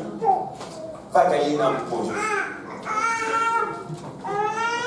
Amen. Écoutez, ça marche. Écoutez, je vais vous dire une chose. Il y a des moments où j'étais très abattu. J'avais certains problèmes. On va le dire, tiens, le problème financier, c'était fort, c'était chaud. Comment on va faire? Comment on va faire? Je vous assure. Et c'était le soir à l'évangélisation. Et j'étais abattu. Et Dieu me dit, va évangéliser. Je vous assure. Et ce n'est pas arrivé une fois, ce n'est pas arrivé 2 fois, c'est arrivé plus que 3 fois, 4, 5, 6 fois, où pendant que j'évangélise, j'entre à la maison, la situation se règle. Amen. La situation se règle, littéralement. Alléluia. Écoutez, c'est bon de gagner une âme à Dieu. Dis à ton voisin, nous allons gagner une âme à Dieu. Alléluia. Écoutez, nous ne devons pas nous connecter de ces âmes. Mais ce n'est pas ce que le Seigneur Jésus ou Paul a fait. Écoutez, Jésus n'était pas isolationniste. Il ne s'isolait pas, en d'autres termes, des gens. Mais Jésus allait vers les gens. Paul allait vers les gens. Regardez ce que dans la Bible dit dans Matthieu 11, 19. Le Fils de l'homme est venu mangeant et buvant. Et ils disent, c'est un mangeur et c'est un buveur. Un ami des publicains et des gens de mauvaise vie. Et les gens disent, c'est un mangeur et un buveur, un ami des publicains et des gens de mauvaise vie. Mais la sagesse a été justifiée par ses œuvres. Donc Jésus passait du temps avec les gens. En passant, je ne suis pas en train de dire qu'il faut faire ce qu'ils font. Alléluia. Mais des fois, si tu arrives à voir une âme dehors, écoutez, nous ne devons négliger personne. Nous devons être capables de leur donner la parole du Seigneur. Amen. Peu importe comment ils viennent dans la maison du Seigneur, nous devons leur parler de Jésus. Nous devons leur dire que Jésus les aime. Amen. Nous devons leur dire que Jésus les aime. Écoutez, je vais vous dire une chose. J'ai fait un peu le bilan. J'ai vraiment regardé un peu le bilan ces derniers. J'y pensais à un moment donné et je regardais aussi avec ma femme. Pratiquement toutes les familles, à l'exception de peut-être 1 ou 2 personnes qui ont été gagnées à travers l'évangélisation. Mais pratiquement toutes les familles de l'Est qui sont dans la maison du Seigneur sont venues par eux-mêmes. Vous savez ce que Dieu m'a dit? Dieu m'a dit, vous évangélisez, mais je vous récompense comme cela pour que vous sachiez que ce n'est pas vous évangéliser, mais c'est moi qui travaille. Amen. Tu sais, tu as évangélisé, personne n'est venu. Quelqu'un d'autre va venir par l'arrière. Amen. Les gens viennent par eux-mêmes. Et Dieu n'a pas encore fini. Regardez à JPNL, 2 personnes rentrent comme ça dans la maison du Seigneur, baptisées au nom de Jésus-Christ. Et j'en parlais avec le pasteur Serre, ça c'est vrai. Ça veut dire que c'est la fin des temps. Dieu est en train de sauver les gens comme ça là. La Bible dit qu'il parlait de Josué, je pense que c'est du sacrificateur Josué. Non, je pense que c'est entre parler d'un sacrificateur dans la Bible, je parle dans le livre de Zacharie. Qu'est-ce qu'il disait? C'est un tisson que j'ai arraché du feu. C'est Josué. Amen. Josué. Un tisson que j'ai arraché du feu. Dieu est en train d'arracher. Ce sont des tissons dehors et Dieu les arrache comme ça du feu. Rentrez vite dans l'église parce que je vais fermer la porte de l'arche. Amen. La triste réalité, c'est que certains en ce moment-là sont juste de sortir. Amen. Donc nous devons faire attention. Amen. Nous devons vraiment faire. 1 Corinthiens 9, 22. Regardez, ça c'est Paul qui dit, j'ai été faible avec les faibles afin de gagner les faibles. Ça ne veut pas dire que je fais ce qu'ils font, non. Ça veut dire que je m'ajuste à leur niveau pour les gagner à Dieu. J'ai été faible avec les faibles pour gagner les faibles. En d'autres termes, nous devons être sages. En d'autres termes, lorsque nous voulons gagner une âme. Tu sais, des fois, nous allons nous retrouver avec certaines personnes. Ils sont nouvellement là, souvent, et je le vois souvent dans les chillings. Dans les chillings, tu peux voir une nouvelle personne qui est arrivée. Et tu vas voir plusieurs personnes qui sont assises ensemble. Les anciens en train de se parler. Eux là, c'est en fait, si tu veux, c'est les doyens de l'église, tu vois. C'est les anciens, tu vois, c'est les meubles là, de l'église. C'est les colonnes là, de l'église. C'est eux qui tiennent, c'est eux qui connaissent les rapports, c'est eux qui savent tout dans l'église. Quand il y a quelque chose, c'est eux qu'il faut aller voir. C'est eux qui savent tout, c'est eux qui peuvent diriger. Ils sont assis entre eux. Et il y a une âme qui est là, nouvellement assise, et personne ne lui parle. Est-ce que j'ai dit la vérité? C'est vrai. Mais nous devons gagner là. Tu sais quoi? Si nous nous tournons vers la personne et que nous donnons l'amour, laissez-moi vous dire que la personne va rester. Même si la personne ne comprend rien à la parole du Seigneur, la personne va rester à travers l'amour qu'il ressent. Et à travers, plus tard, la personne va comprendre les Écritures. Mais nous devons témoigner beaucoup d'amour. Il dit ceci, afin de gagner les faibles, je me suis fait tout à tous, afin d'en sauver de toute manière quelques-uns. Je fais tout à cause de l'évangile, afin d'y avoir part. Tout ce que je fais, c'est à cause de l'évangile. Tout ce que je fais, c'est parce que je veux gagner une âme. Je vais vous dire, raconter un témoignage. Quand le frère qui m'a invité à l'église pour la première fois, peut-être que lui-même ne s'en souvient pas. Moi, j'aimais le soccer. Je jouais beaucoup au parquet. J'étais dans une équipe. Un jour, un samedi soir, le type a débarqué au parquet. J'ai dit, mais tu viens faire quoi ici? Il dit, non, je viens te chercher pour la réunion de prière. Tu ne m'as même pas appelé. Il dit, bah, je viens te chercher. Mais vous savez, aujourd'hui, maintenant, c'est moi qui suis en train de prêcher aux gens. Venez dans la réunion de prière, venez dans la réunion de prière. Faites tout pour gagner la contrainte là. Il m'a contraint dans la maison du Seigneur. Alléluia. Amen. Regardez, on va continuer à lire. Regardez, Acte 8, 1. Saul avait approuvé le meurtre d'Étienne. Il eut en ce jour-là une grande persécution contre l'église de Jérusalem et tous, excepté les apôtres, se dispersèrent contre les contrées de la Judée et de la Samarie. Oui, ils étaient ensemble, ils étaient assis. Oui, on va rester dans notre Jérusalem. Dieu dit parfait. Je vais vous faire ma volonté. Est-ce que vous savez que Dieu a une façon de nous faire sa volonté? La Bible dit qu'il y a eu une persécution suite à la mort d'Étienne. En fait, il a fallu que quelqu'un meure. Et de surcroît, un jeune martyr. Et certains diront, oui, il a gaspillé sa vie. Le bishop Bouba nous disait ceci. Étienne a été gagné à Dieu. Il a prêché juste un seul message. Et de surcroît, le message le plus long qu'il y a dans la Bible. Et juste après ça, il est mort. Il servait où? Au table. Il étudiait la parole du Seigneur. Ce n'était pas les anciens, ceux-là qui passaient tout le temps sur le pupitre. C'était un jeune. On l'avait mis, il servait au table. Et il le faisait bien. Et il étudiait aussi la parole du Seigneur. Il est sorti pour évangéliser. Et la Bible enseigne qu'on est en train de le lapider. Frères et sœurs, écoutez-moi. Étienne va prêcher l'évangile. Étienne va faire explorant la parole du Seigneur de la leçon 1 à la leçon 11 ou leçon 12, je ne sais plus. Il va parler de tout. La Bible enseigne qu'on prend des pierres, on le lapide et il meurt. Et qu'est-ce que tu vas me dire? Il a gaspillé sa vie pour cet évangile. Il a gaspillé sa vie pour ce Jésus. Mais laissez-moi vous dire une chose. N'eût été la mort d'Étienne, nous ne serions pas ici. Il n'a pas gaspillé sa vie. Il y avait un Paul qui était à côté de lui, qui voulait persécuter l'église. La Bible enseigne que tout le monde s'est dispersé.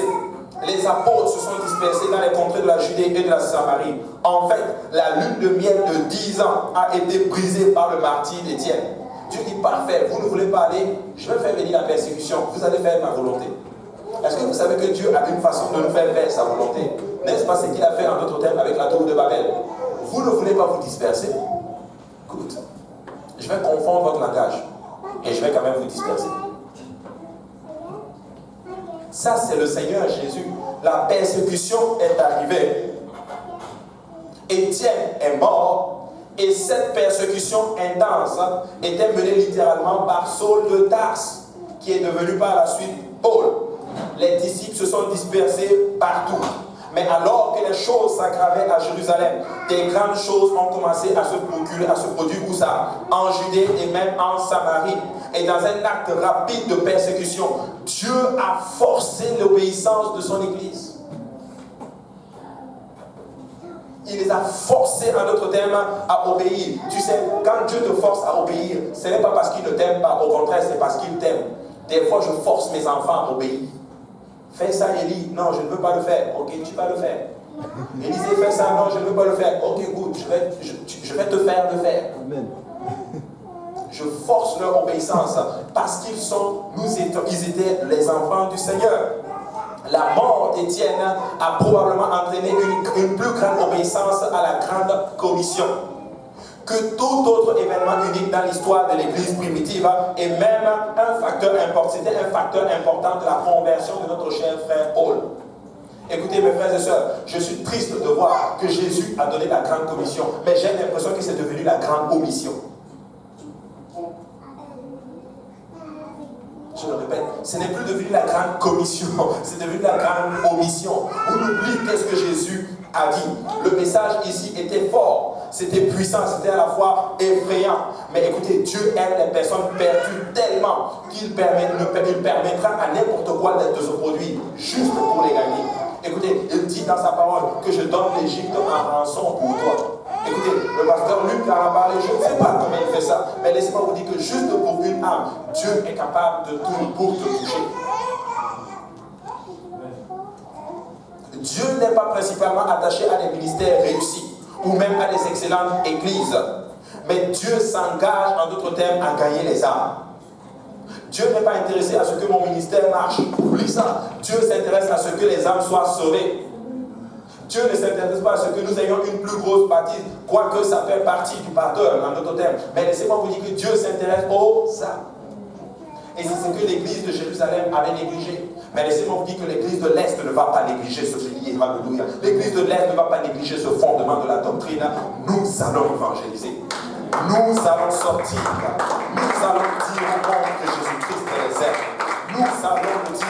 Ça, c'est écoutez, ils vont le comprendre plus tard. Écoutez, Dieu n'a que deux alternatives, en d'autres termes, pour nous déplacer de notre zone de confort. Je répète, Dieu n'a que deux alternatives pour nous déplacer de notre zone de confort. La première, c'est ce qu'on appelle la persécution. Pour nous disperser et nous pousser à faire ce qu'il veut que nous fassions. Tu sais, des fois, Dieu va permettre certaines situations dans nos vies, et ça m'est déjà arrivé. Il permet des situations, tu te dis, ok, j'ai compris. J'ai compris ce que tu as dit, c'est bon, j'ai compris. Je vais faire ce que tu me demandes de faire. Il permet que les situations, et je bénis le Seigneur, vous savez, quand les situations arrivent comme ça, ce n'est pas parce que Dieu ne t'aime pas. Non, c'est parce que tu es son enfant. Et Dieu veut tellement que tu réussisses qu'il va te faire en d'autres termes. Écoutez, certaines persécutions, ce n'est pas le diable qui les fait, c'est Dieu lui-même. Certaines persécutions, c'est parce que Dieu veut que tu fasses sa volonté. Mais la deuxième chose que Dieu va utiliser pour faire la volonté, pour nous sortir de la zone de confort, vous savez c'est quoi? C'est ce qu'on appelle la substitution. Il va trouver quelqu'un d'autre qui ira volontiers. Il va trouver quelqu'un d'autre, je le dis toujours, si je m'assois toujours à cette chaise, écoutez, si un jour je viens que je boude et que je ne veux plus m'asseoir dessus, quelqu'un d'autre va venir s'asseoir là-dessus. Parce que je ne suis pas indispensable. En fait, ce que j'enseigne, vous pouvez aussi l'enseigner. Amen. Je vous apprends absolument rien. En passant sur un message que le pasteur Théorie avait déjà prêché. Donc je ne suis même pas en train de vous révéler quoi que ce soit. Amen. Personne n'est indispensable. Mais Dieu utilise souvent ce qu'on appelle la substitution pour trouver quelqu'un d'autre qui ira volontiers. Écoutez, lorsque l'église de Jérusalem a continué à résister, Dieu a finalement changé la persécution à la substitution. Écoutez, Actes chapitre 19, la Bible dit ceci, et j'ai bientôt terminé. On va s'arrêter là, on va le faire en deux parties. Acte 19, verset 19 dit ceci, et un certain nombre de ceux qui avaient exercé les arts magiques, ayant apporté leurs livres, les brûlèrent devant tout le monde, et on estima la valeur à 50 000 pièces d'argent. C'est ainsi que la parole du Seigneur croissait en puissance et en force. Après que ces choses se furent passées, Paul forma le projet d'aller à Jérusalem en traversant la Macédoine et la chaîne. Quand j'aurais été là, se disait-il, il faut aussi que je voie Rome. Écoutez, Paul voulait en d'autres termes détruire, en d'autres termes, les chrétiens qui étaient à Jérusalem. Mais pendant qu'il était en train d'aller là, laissez-moi vous dire que oui, ça chauffait à Jérusalem. Mais le problème, c'est que Paul allait à Jérusalem pour détruire. Mais il y a quelque chose d'autre qui se faisait. Tu sais, quand tu persécutes l'église, quand tu quittes l'église pour aller persécuter quelqu'un, laissez-moi vous dire qu'il y a quelque chose d'autre qui arrive. Plus tu persécutes l'église, plus l'église devient de plus en plus forte. Plus l'église devient de plus en plus fort. Amen. C'est très, très, très important. Écoutez, mes frères et sœurs, nous devons sortir de notre zone de confort. Nous ne voulons pas que Dieu déplace notre thème, notre zone de confort. Écoutez, nous devons être probablement. Jérusalem devait être un quartier général. Mais vous allez vous rendre compte, je vais m'arrêter là. La prochaine fois, vous allez voir que Jérusalem n'est plus devenu le quartier général que Dieu voulait. Une autre église va devenir le quartier général parce que cette église avait le fardeau des âmes. Peut-être que tu es là, tu te dis, oh mais moi je suis, et quelqu'un me l'a déjà dit, moi je suis bébé spirituel, je ne suis pas capable. Laisse-moi te dire une chose, si tu n'es pas capable, Dieu ne va pas t'envoyer des âmes. Tu es capable, c'est pour ça que Dieu t'envoie les âmes. Écoutez, Étienne n'était pas genre, c'était pas le plus érudit. Mais laissez-moi vous dire que Dieu va utiliser Étienne. Philippe lui dit, ok, parfait. Les apôtres, vous êtes en train de me dire, serre l'État, ok, cool. Vous ne voulez pas aller à Samarie, je vais aller en Samarie. La Bible enseigne que Philippe est descendu en Samarie. La Bible enseigne qu'il prêchait et il y avait des miracles. Il a eu un grand réveil en Samarie, là où personne ne voulait y aller. Mes frères et sœurs, l'évangélisation, ce n'est pas pour un certain nombre d'élus. Ce n'est pas pour un certain nombre d'élus. Tout le monde peut évangéliser.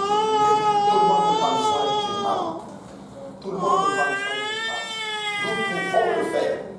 Nous pouvons le faire. Je n'ai pas vu qu'une église, je n'ai pas vu même dans le ici, qui a autant de jeunes avec la connaissance du Seigneur que vous avez. Avec la connaissance de la parole que vous avez. Beaucoup ici sont tous gradués de Purpose Institute. Ou du moins vous êtes à Purpose Institute.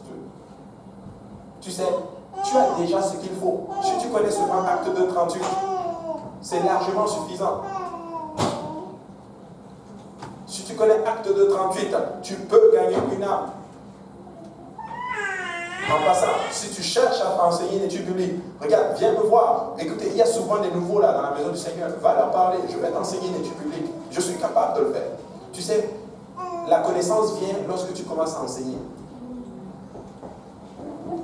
Lorsque tu commences à enseigner, Dieu va te faire passer par des différentes... Il y a une sœur ici. Je suis très content du travail vraiment qu'elle fait. Elle a commencé à enseigner une étude biblique. Et ce n'est pas une étude biblique facile.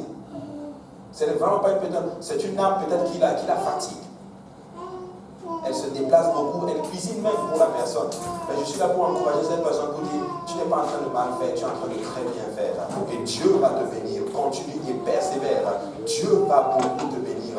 Dieu va même te rendre, Dieu va te donner encore plus des âmes. Tu sais, des fois, tu ne vas pas tomber sur des âmes que tu recherches. Des âmes qui vont t'appeler pour leur étude biblique. Tu arrives quand? Non. Tu vas courir derrière eux. Mais à un moment donné, tu vas commencer à te donner des âmes qui vont commencer en d'autres termes à t'appeler et tu vas voir que ça va être un peu solide. Mais nous devons aimer ces âmes-là.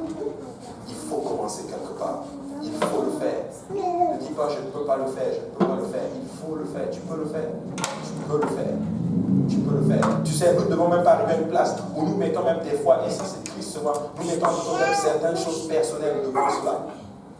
C'est un peu là, oh, en ce moment, je ne peux pas enseigner l'étude biblique. Non, tu peux enseigner l'étude biblique parce que l'âme vaut mieux que tout.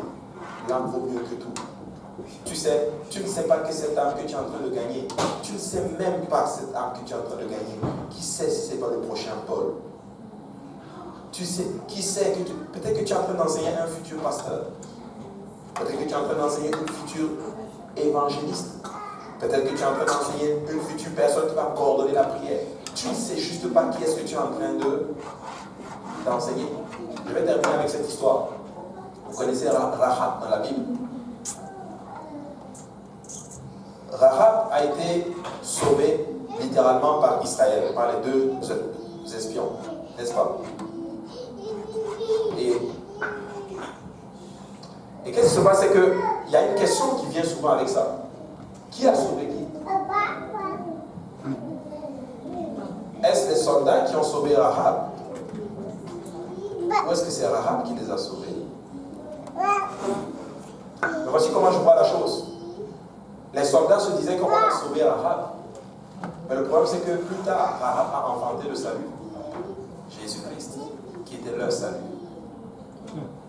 En fait, tu as sauvé la personne qui devait te sauver. Oh Seigneur Jésus. Ne néglige pas l'âme. Ne néglige pas. Ne néglige vraiment pas l'étude que tu fais. Enseigne-la. Enseigne-la. Et tu ne sais pas qu'est-ce qui va découler de cela. Tu ne sais vraiment pas qu'est-ce qui va découler de cela. Mais nous voulons obéir à ce fondement qui est l'évangélisation. Amen. Nous devons obéir à ce fondement. Alors, on va se lever à la présence du Seigneur, frère Achille. On va se lever à la présence du Seigneur. Vous savez, j'aime toujours souvent l'histoire de l'énigme éthiopienne. Cette semaine, j'ai étudié quelque chose dans le livre des rois. Et Dieu m'a montré quelque chose et ça m'a beaucoup reconforté. Nous aimons beaucoup l'énigme éthiopienne. Vous connaissez l'histoire de l'énigme éthiopienne. Qu'est-ce qui s'est passé avec l'énigme éthiopienne? Il est allé à Jérusalem pour adorer. Et sur le retour, il était en train de lire Ésaïe chapitre 53. La Bible enseigne que le Seigneur va amener Philippe chez l'eunuque. Et Philippe va lui enseigner la parole du Seigneur. On avait déjà étudié cela. Et là, il va dire ceci. Voici l'eau. Qu'est-ce qui empêche que je sois baptisé? Et là, Philippe lui dit, si tu crois, cela est possible. Ils sont descendus et ils ont baptisé la personne au nom de Jésus-Christ. Et là, on est content. Oh, il avait soif. Il avait soif. Certes, c'est vrai, il avait soif. Mais voici ce que Dieu m'a montré. Quand Salomon a bâti le temple, avant de dédicacer le temple, Salomon a fait une prière. Plusieurs siècles plus tôt, Salomon avait dit ceci. Quand quelqu'un va quitter son pays et qui viendra adorer dans son temple, même si c'est un étranger, je veux que tu l'exauces, Seigneur. En fait, l'eunuque éthiopien était une réponse à la prière de Salomon. Plusieurs années plus tard, je suis là pour vous dire ceci, la prière ne meurt jamais. Ce que tu fais ne meurt jamais. Jamais, jamais, jamais. Tout ce que tu fais aura toujours un impact. Toujours. Même si c'est 1 an plus tard, 2 ans plus tard, dans les eaux de baptême, ça a un impact. Ça a un impact. Amen. Ça a un impact. Mais nous devons faire quelque chose. Nous devons faire quelque chose. Nous devons faire quelque chose. Aujourd'hui, on ne veut plus enseigner parce qu'on est devenu dans notre zone de confort. Non, non, non, non. Il faut enseigner. Il faut enseigner. Il faut enseigner. Sinon, Dieu va substituer. Dieu va substituer. Et Dieu m'a déjà dit. Dieu me l'a dit. Dieu m'a dit, il y a certaines choses, si vous ne les faites pas, je vais substituer. Je n'ai pas envie que Dieu substitue. Parce que je vois un gros potentiel ici, je vous assure, à un niveau que vous ne pouvez pas imaginer. À un niveau que vous ne pouvez pas imaginer. Il y a beaucoup de personnes qui viennent ici, dans la maison du Seigneur, dans nos églises. Ils envient ce que vous avez. Vous êtes capable, je vous assure. Un d'entre eux a dit ceci, nous pouvons gagner tout le Canada. Il a dit en anglais, you guys, you can win Canada. Mais vous savez quoi? C'est avec nous que Dieu veut gagner le Canada. C'est avec nous. Mais tu sais quoi? Ça va prendre juste une personne qui va s'asseoir avec quelqu'un. Ou ça va prendre une personne qui va sortir, aller évangéliser. Ça va prendre une personne qui va témoigner à quelqu'un dans son lieu de travail. Ça va prendre une personne qui va témoigner dans ton école. Ça va prendre quelqu'un. Quoi que tu fasses, tu fais tout pour l'évangile. Tu fais tout à cause de l'évangile. Et Dieu va te bénir. Et Dieu va te bénir. C'est un fondement de la doctrine apostolique, l'évangélisation. Et permettez-moi d'évangéliser ce soir. Si vous êtes là aujourd'hui, vous pouvez obéir à l'évangile aujourd'hui. Si vous n'avez pas encore, vous n'êtes jamais repenti de vos péchés, tu peux te repentir ce soir et Dieu va te pardonner. Dieu peut te laver complètement de tous tes péchés ce soir. Dieu peut te remplir de son esprit maintenant. Dieu peut le faire. Dieu peut le faire. Nous sommes cette église que Dieu va utiliser, je vous assure. Honnêtement, là, je ne suis même pas impressionné par le nom. Ça ne me dit même rien. Mais je suis plus impressionné de ce que Dieu peut faire avec nous. Je suis tellement convaincu que même si un jour je viens ici et que c'est vide, Dieu peut quand même faire quelque chose. Même s'il y a une personne, Dieu peut quand même faire quelque chose avec une personne. Même s'il y a 2 personnes, Dieu peut quand même faire quelque chose. Même s'il y a 3 personnes, Dieu peut quand même faire quelque chose. Je suis trop convaincu par ce que Dieu peut faire avec nous. Mais vous savez quoi? Sortons de notre zone de confort un peu. Juste un peu. Juste un peu. Amen. Juste un peu. Alléluia. Si vous voulez sortir de votre zone de confort, je vous inviterai à venir à l'hôtel. Nous allons prier le Seigneur. Alléluia.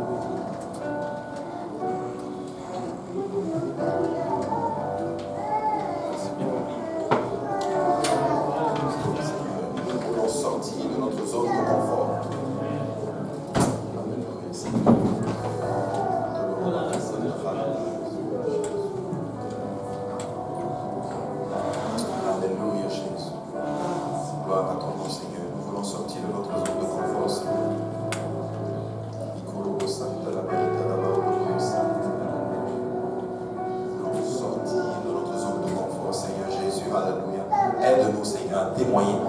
témoigner de qui tu es, Seigneur Jésus.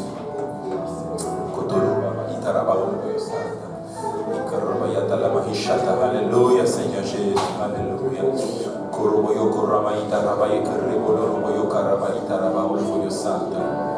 Alléluia, alléluia.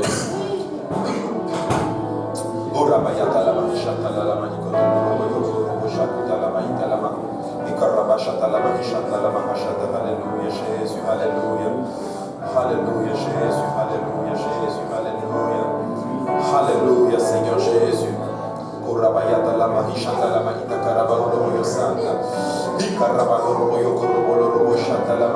Alléluia, Jésus, alléluia. Gloire à ton nom, Seigneur. Gloire à ton nom, Seigneur. Alléluia, alléluia, Jésus.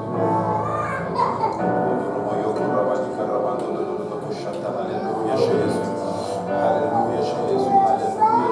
Alléluia, Jésus. Jésus, alléluia, Seigneur. Alléluia, alléluia, Jésus, alléluia. Alléluia, Seigneur. Un esprit d'évangélisation, Seigneur Jésus. Un esprit, Papa, de nous gagner ces âmes pour toi, Seigneur.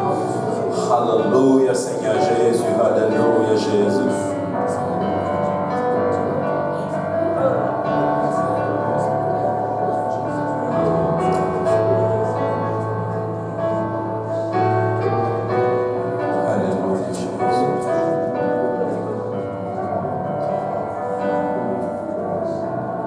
Alléluia, Jésus. Alléluia, Seigneur.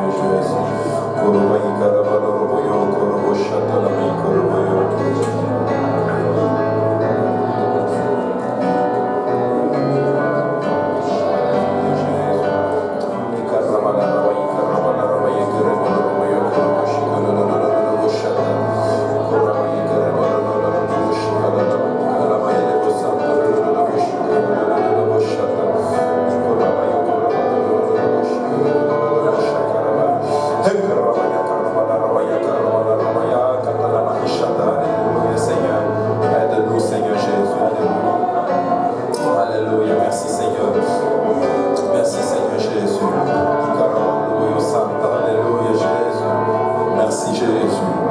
Merci Seigneur Jésus.